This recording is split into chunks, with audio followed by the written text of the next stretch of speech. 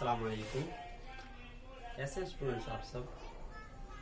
हम लोग पढ़ रहे थे पार्ट्स ऑफ सेंटेंस और आज उसी को हम आगे बढ़ाएंगे। पार्ट्स ऑफ सेंटेंस में हमारी दो चीजें रह गई थी। फर्स्ट यूज ऑफ जीरंड और दूसरा यूज ऑफ इंफिनिटिव। होता क्या है, जब हम किसी वर्ब में आईएनजी लगाकर उसका इस्तेमाल सब्जेक्ट की तरह करते हैं या ऑब्जेक्ट की तरह करते हैं, दोनों कंडीशन में आ जाता है। जब हम किसी वर्ब में आईएनजी लगाकर उसका इस्तेमाल सब्जेक्ट या ऑब्जेक्ट की तरह करते हैं तो वहां वो क्या कहलाता है? जिरंड कहलाता है। इसी तरह जब हम किसी वर्ब से पहले टू लगाकर उसका इस्तेमाल सब्जेक्ट या ऑब्जेक्ट की तरह करते हैं तो वो कहलाता है इंफिनिटिव। तो यहाँ ये वर्ब्स दी गई हैं, these are working as subject और इन वर्ब्स के साथ ऐड किया गया है आईएनजी। तो चलिए देखते हैं। Singing makes me happy. Sing एक वर्ब है, लेकिन इस सिंग में आईएनजी लगाकर सिंगिंग गाना ये सब्जेक्ट के रूप में इस्तेमाल किया गया है। तो सिंगिंग मेक्स मी हैप्पी, गाना मुझे खुश करता है, यानी गाने से मैं खुश होता हूं। तो ये सब्जेक्ट की तरह यूज हुआ है, यहाँ इसको कहेंगे हम जिरंड और यहाँ पर ये सब्जेक्ट है। इसके अलावा जो इसका दूसरा पार्ट है ये है प्रेडिकेट। ऐसे ही दूसरा वर्ड है वेटिंग। वेटिंग टायर्स मी, इंतजार करना मुझे थका देता है। जब मुझे किसी चीज का इंतजार करना पड़ जाता है तो मैं थक जाता हूं। तो वेटिंग, वेट में आईएनजी का इस्तेमाल हुआ है तो ये यहाँ जिरंड कहलाएगा, सब्जेक्ट के रूप में इस्तेमाल हुआ है और इसके अलावा प्रेडिकेट है। तो वेटिंग टायर्स मी, इंतजार करना मुझे थका देता है। Smoking is injurious to health. Smoking, what is smoking? Smoke करना, ऐसी चीजों का इस्तेमाल करना जिनसे धुआं निकलता हो। स्मोकिंग बीड़ी पीना, सिगरेट पीना। Smoking is injurious to health. धूम्रपान, धूम्रपान करना स्वास्थ्य के लिए हानिकारक है। इंजीरियस हानिकारक। Playing keeps us healthy. Playing, play खेलना, उसमें आईएनजी का इस्तेमाल, सब्जेक्ट बन गया। प्लेइंग कीप्स अस हेल्दी, खेलना हमें स्वस्थ रखता है, यानी हम खेलते हैं तो हम स्वस्थ रहते हैं। तो यहाँ पर ये जो इस्तेमाल हुए हैं वर्ब में आईएनजी का इस्तेमाल हुआ है, वर्ब प्लस आईएनजी, तो ये क्या बन गया? जिरंड। ऐसे ही चलिए सब्जेक्ट के रूप में इंफिनिटिव का इस्तेमाल देखते हैं। To verb, to plus verb, to work, to plus verb हो गई यहां work. To work is to worship, काम करना ही पूजा है। To serve the poor is to serve the God. To serve the poor is to serve the God, गरीबों की सेवा करना ईश्वर की सेवा करना है। To save for future is always useful. To save, to save, save यहां वर्ब है, टू यहां वर्ब है, टू प्लस सर्व लग गया, टू प्लस सेव हो गया, to plus save. To save for future, future के लिए, भविष्य के लिए सेव करना, बचत करना। इज ऑलवेज यूजफुल, हमेशा यूजफुल होता है, जैसे कि आजकल दिखाई भी दे रहा है। लॉकडाउन में अगर हमने पहले से कुछ बचा के रखा है अपने पास, वो लॉकडाउन में काम आ रहा है, और अगर हमने अपने पास बचा कर नहीं रखा है तो वो काम नहीं आएगा। तो to save for future, future के लिए बचाकर रखना, इज ऑलवेज यूजफुल, हमेशा फायदेमंद होता है। To respect the elders is our duty. To respect the elders, बड़ों का आदर करना, इज आवर ड्यूटी, हमारी ड्यूटी है कि नहीं? तो to respect the elders is our duty, बड़ों का आदर करना हमारी ड्यूटी है। ये हमें इन चीज दो समझानी थी कि सब्जेक्ट के रूप में कभी कभी हम जिरंड और इंफिनिटिव का भी इस्तेमाल करते हैं। जिरंड का इस्तेमाल कब होता है? यानी कि जब वर्ब के साथ आईएनजी जुड़ा हो, सब्जेक्ट के रूप में इस्तेमाल हुआ हो, तब वो कहलाता है जिरंड। और जब वर्ब से पहले टू लगाकर इस्तेमाल हुआ हो तो वो कहलाता है इन्फिनिटिव। याद रखिएगा।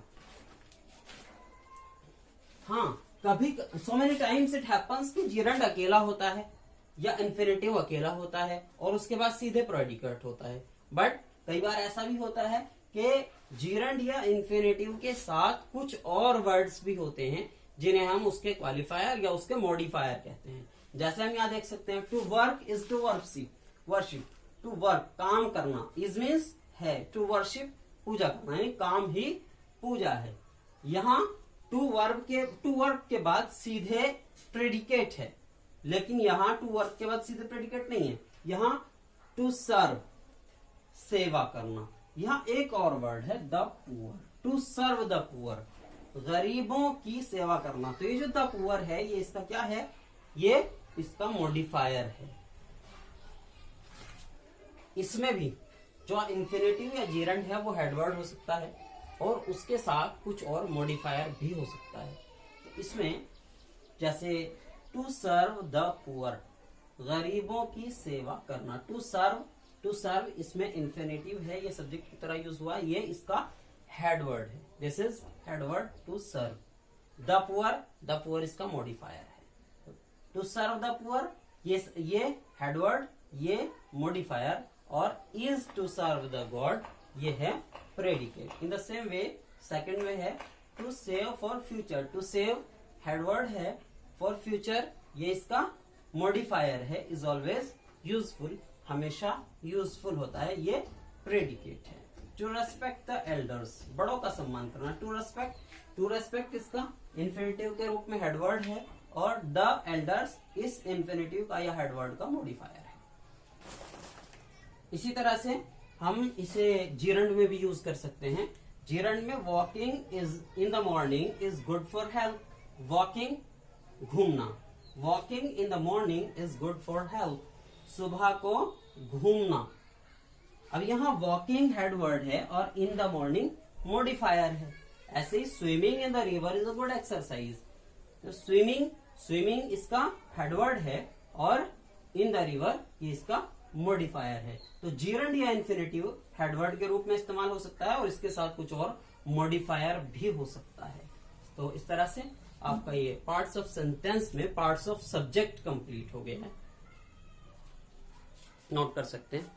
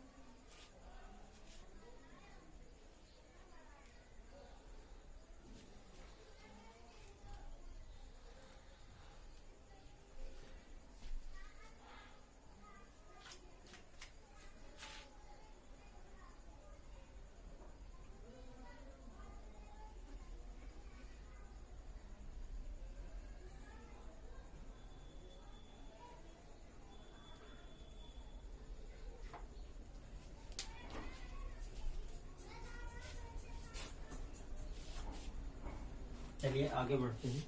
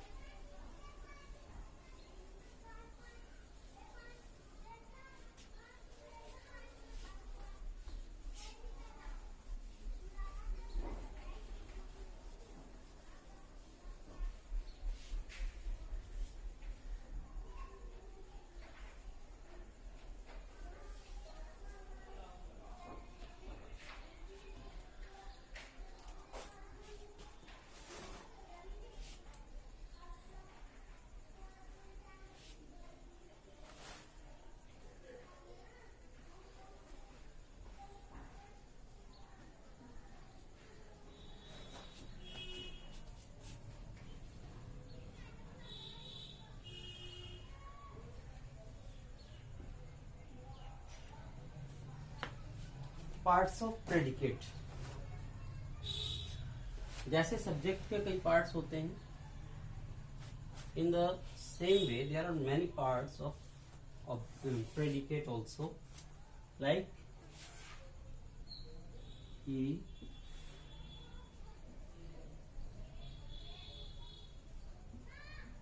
writes a letter.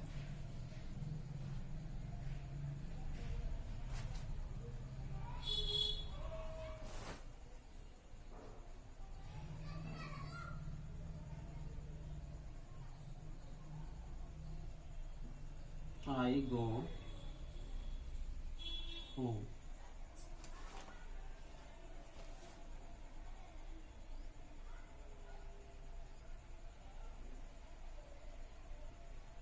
She sings a song. He writes a letter. वह एक लेटर लिखता है। ही सब्जेक्ट है। राइट्स ये प्रेडिकेट है पूरा। इस प्रेडिकेट में पहला पार्ट जो राइट्स है, ये राइट्स है वर्ब। ए ये है इसका डिटरमाइनर, और जो लेटर है ये है ऑब्जेक्ट। तीन पार्ट हो गए इसमें, वर्ब हो गया, डिटरमाइनर हो गया, ऑब्जेक्ट हो गया। दो पार्ट तो मस्ट मेनली होते ही हैं। वैसे कभी कभी एक भी पार्ट हो जाता है, जैसे आई गो, मैं जाता हूं, सेंटेंस कंप्लीट हो गया। आई सब्जेक्ट है और गो प्रेडिकेट है। हाँ, आई सब्जेक्ट है, गो प्रेडिकेट है। अब इसमें क्या हुआ है, खाली एक ही पार्ट है इसका, एंड दैट इज वर्ब। एक ही पार्ट है और वो पार्ट क्या है, वर्ब। तो इसी तरीके से यहां इसके दो वर्ड्स हैं इसमें, गो और होम। गो इसका वर्ब हो गया और होम इसका ऑब्जेक्ट। यहाँ दो पार्ट हो गए इसके, एक वर्ब हो गया, दूसरा ऑब्जेक्ट हो गया। यहाँ इसके तीन पार्ट हो गए। Writes a letter, writes verb हो गया, ए डिटरमाइनर हो गया, लेटर ऑब्जेक्ट हो गया। हाँ, अब इसमें मेन चीज हमें पढ़ना है कि इसमें जो ऑब्जेक्ट होते हैं वो भी दो तरह के होते हैं। एक डायरेक्ट ऑब्जेक्ट हो सकता है, दूसरा इनडायरेक्ट ऑब्जेक्ट हो सकता है। तो यहाँ ये जो लेटर है ये कौन सा ऑब्जेक्ट है, यह direct object. Non living things जो हमारी होती हैं, निर्जीव वस्तुएं, वो ज्यादातर डायरेक्ट ऑब्जेक्ट में आती हैं, लेकिन कभी कभी इनडायरेक्ट ऑब्जेक्ट भी नॉन लिविंग हो सकता है। ऐसे ही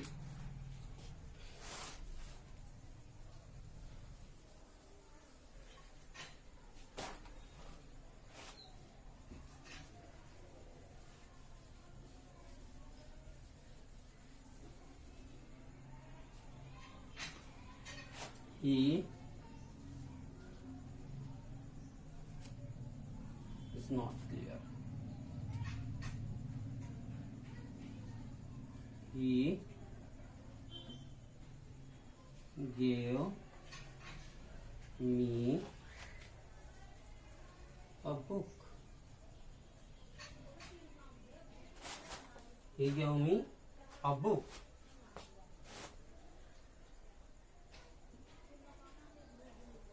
My mother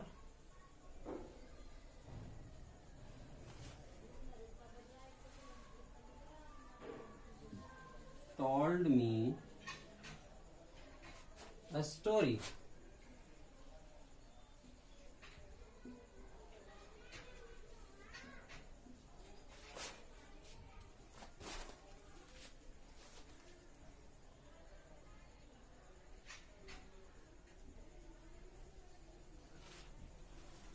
She gave her a pen.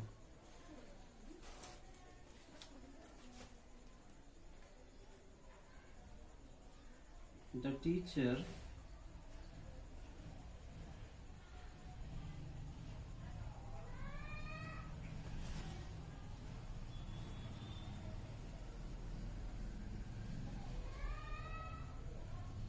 asked him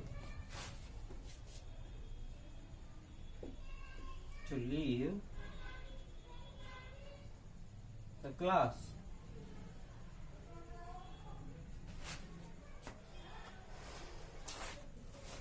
He subject है, यहाँ माई मदर सब्जेक्ट है, माई क्वालिफायर है, मदर में हेड वर्ड है, शी सब्जेक्ट है, द टीचर द डिटरमाइनर है, और टीचर क्या है, द इसका क्वालिफायर और T teacher head word. Gave me a book, gave verb हुआ, गेव क्या हुआ, वर्ब। मी ऑब्जेक्ट है और अ बुक भी ऑब्जेक्ट है। एक इनमें से डायरेक्ट ऑब्जेक्ट है, दूसरा इनडायरेक्ट ऑब्जेक्ट है। तो अ बुक ये डायरेक्ट ऑब्जेक्ट है और मी ये इनडायरेक्ट ऑब्जेक्ट है। मी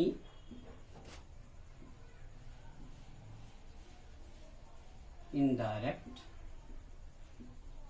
ऑब्जेक्ट, अ बुक ये है डायरेक्ट ऑब्जेक्ट।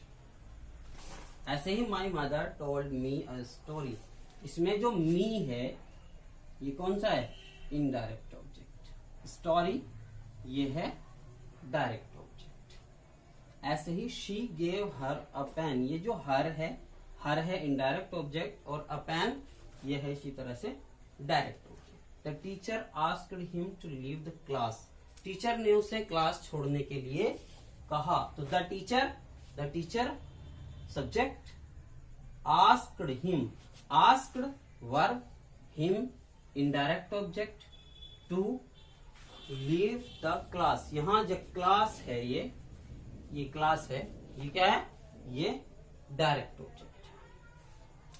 ठीक है, okay, is that clear to all of you? Note कर सकते हैं।